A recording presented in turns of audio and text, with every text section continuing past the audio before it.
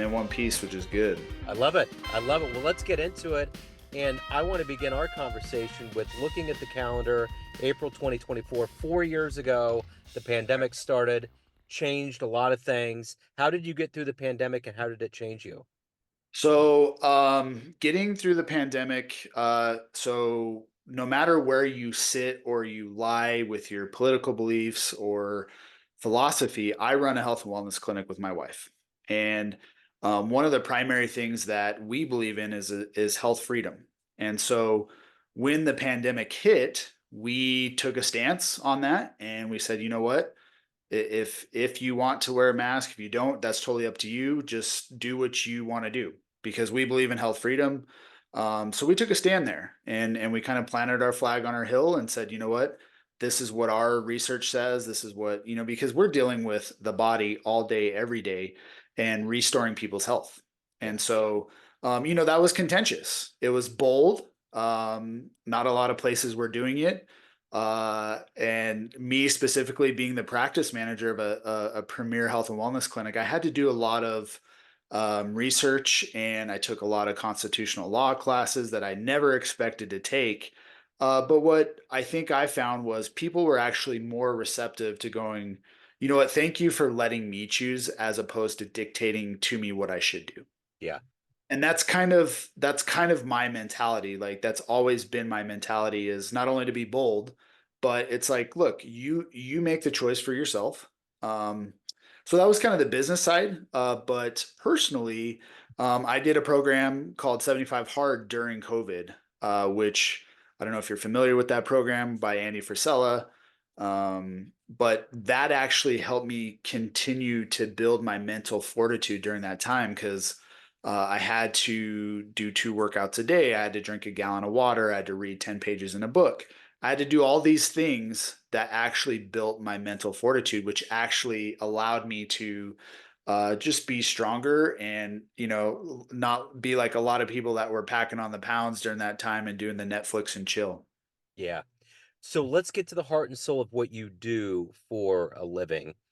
There's a lot that goes into you on paper, but if I put you in front of a bunch of third graders at career day, one of the Yep. kids says, "Hey, what do you do for a living?" How do you answer that child? Yeah, so right now, even though I own a health and wellness center with my wife, my primary focus now is I'm a men's life coach. So I help men on a daily basis build their life to allow them to get what they want to do, whether that's in your body, whether it's having a fantastic relationship in your marriage or your business, or even spirituality, connecting with God. So, what did you want to be in the third grade? What was your dream? Well, my dream was to be a firefighter. Okay. And I made that my dream when I was 16. I started going to school, going to college while I was still in high school, and doing the firefighter study field there, and earning college credits while I was still in high school. And started that when I was 16, and I spent 14 years with the fire department and up until 2017. So, what were the seeds that were planted? Take me back to where you were born and raised. What made you want to be a firefighter, turned entrepreneur, coach? How did all that happen? Yeah. Okay. So let me break this down. So, uh, if you were to ask my mother, her whole belief on why I wanted to be a firefighter actually stems from a traumatic incident that I had when I was 2 years old. At that time, we were living with my grandmother, and as a curious toddler, I was running around in the kitchen, and I started climbing the counters. And when I fell, I went to grab something to brace my fall, and I grabbed a freshly brewed coffee pot, and that coffee ended up all over my body. I had second and third degree burns, and I spent a couple weeks in the burn unit. The only thing that I remember from that experience as a 2 year old was the firefighter standing in the bathroom doorway while my mom was pouring water over my body in the bathtub. And so, other than that, the firefighting dream's always a cool job, right? But as I started to progress and advance my career in the firefighting field, I started to kind of lose I don't know what you'd call it, like the glimmer, right? I started to see it for what it was. It's a very paramilitary organization. And I started moving around quite a bit. and that's not pretty typical in the firefighting field. You're usually testing with like 1,000 other people, and it's really difficult to get on. But I went and did that like 5 times over because I worked for 5 departments during my 14 years. And sadly, in 2015, I lost a very close friend of mine to cancer. He was 36 years old. He and I came up through the fire service together, and he was considered a line of duty death because every state knows that firefighters are more prone to getting cancer. So it was classified as a line of duty death. And so that was in 2015. And I was already at the point, like I knew that the fire department wasn't growing me. It wasn't just fulfilling me. Right. And so when he passed, I was like, something's got to change. Yeah.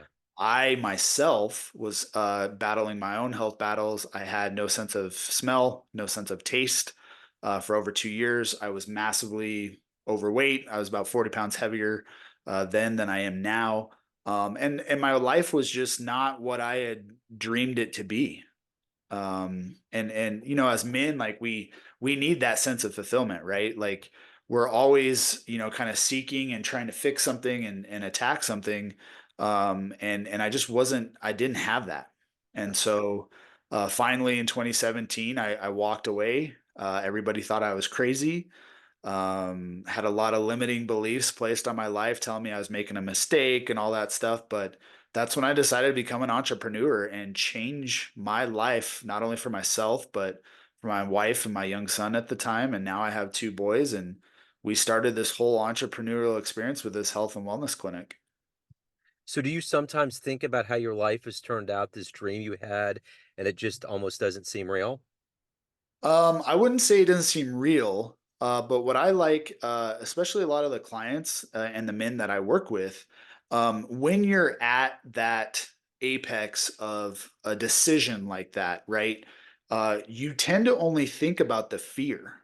Like and I did too. I'm no different than anybody else. But when you're presented with a decision that has that magnitude of, hey, I'm going to leave the only career I've ever had.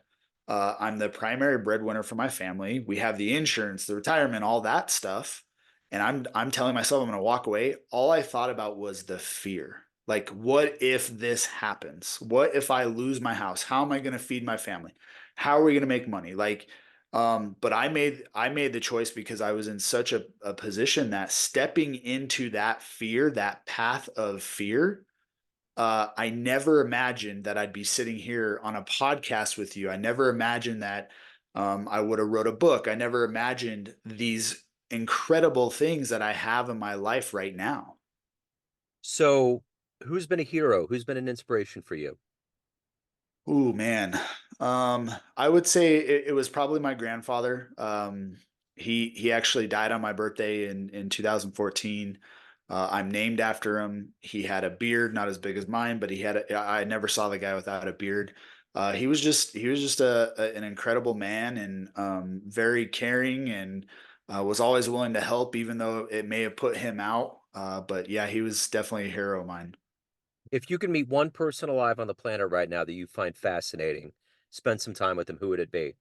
Hmm. Wow, that's a good question. I don't think I've ever been asked that before. I would probably have to say it'd be Andy Frisella, the Okay. creator of 75 Hard. Yeah. Okay. What's your daily motivation to get up? To get up, to help other people, and to also evolve as a human being? My daily motivation, obviously, I have a family. I have 2 young boys, my wife, but it's really the impact that my wife and I are having. My wife's a doctor. She's helping people restore their health, and I'm working on the back end for her to help her to do that. But also my clients that, they're winning, right? Like when I get the text message that says, "Hey, like." I just got one this week. Like, hey, I'm down to 199 pounds, and I haven't seen that weight on the scale in 30 years. Like, that's what fills me up. So you have to dispense good advice to your clients. What's the best advice you've ever gotten? The best advice I've ever gotten is lead by which you live. So I could not help my clients if I myself was not living what I'm having them do. What's one of your favorite client success stories? Yeah, this is a good one. So, when I started into the coaching space, I had a conversation with a guy on Instagram, and I was able to really help him over the course of a few days of us just going back and forth. And he was he owned a restaurant, and he lost it during COVID. And so there was another coach that had come up, with me through our coaching certification and our training, that his focus was the restaurant space. And so even though I could have, brought this guy on as a client, he wanted to work with me, I still helped him out, but I said, "You know what? Let's go talk to this coach because he is going to be able to, be specific in your niche with the restaurant." Well, he went and did that, and about a month ago, that restaurant coach just released his sixth book, and that guy that I sent to him wrote the forward in that book, and that book ended up becoming a bestseller. Wow, that's cool, man. Yeah, yeah. So let me ask you this. If you had a dream tonight, ran into the 16-year-old version of you, you can give that young version of you a piece of advice based on the wisdom you've gained in your life so far. What advice would you give your young self? It would just be like do the work. Like do the work that you're fearful of, more specifically, because when you walk that path of fear, like that is what makes you the man you are today. That's what makes me the man I am today is whatever you're scared of, that is your path. That is the direction you must head. So you've obviously evolved a lot over time. You've been very cognizant of changing and becoming who you are. Of all of these things that you've done, what are you the proudest of?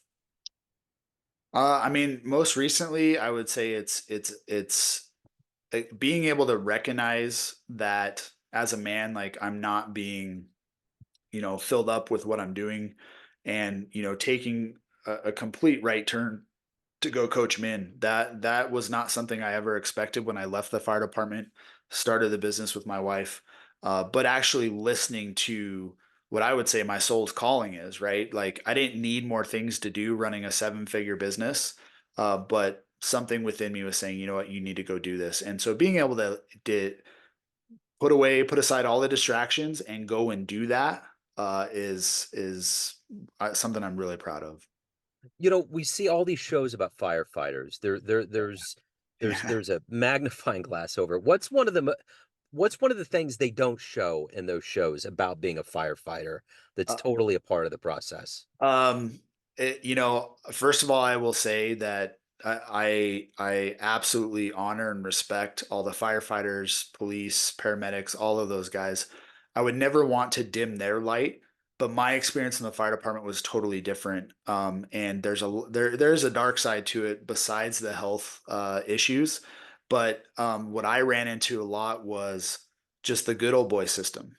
As a young guy, as a motivated guy, as a bold person, I went and did the things. I went to the college. I did all the certifications, and then when the rubber met the road for me to be promoted, they gave it to a guy that was overweight, uh, was almost fired. They didn't follow their own standards. And that happens a lot. And it's what we call the good old boy system. So you don't really see that, right? It's kind of like, hey, the fire chief's son automatically gets a promotion type thing. Yeah, Yeah. yeah. So everyone has a perception of you, family, friends, clients, but you run the show. What's your perception of you? Who do you think you are? I am a man that is resilient. I defy the status quo, and I always have for my life. And that happens to be the verb definition of beard is to be bold, to confront with boldness and resolution, and often defiance. And that's the story for my life. So we get off this call, time machine pulls up in front of your house. You can either go back in time in history and see one event or go in the future and see what's up. Where are you going to go? Mm, man, that's some really great questions. I think I'd have to go to the future. I'd have Okay. to go to the future and see, what I could do to be better and how I could steer that ship. Yeah. So if anyone wants to hire you, learn more about you, reach out, any of the good business, where do they go? Yeah, Instagram's probably the best. Okay. So it's my name at Paul M Berens, Berens. It's just like spelled here on my book. Yes, sir. Or they could go to riseteraincollective.com and reach out to me there. Best place to get your book. Amazon. Okay, right on. Paul, thank you for speeding. Thank you for risking to get to this interview, man. I Yeah, no really problem. appreciate it. Thank you. I love how you roll, man. Keep doing the good work. Appreciate it. Thank you. Thank you, sir. Take care.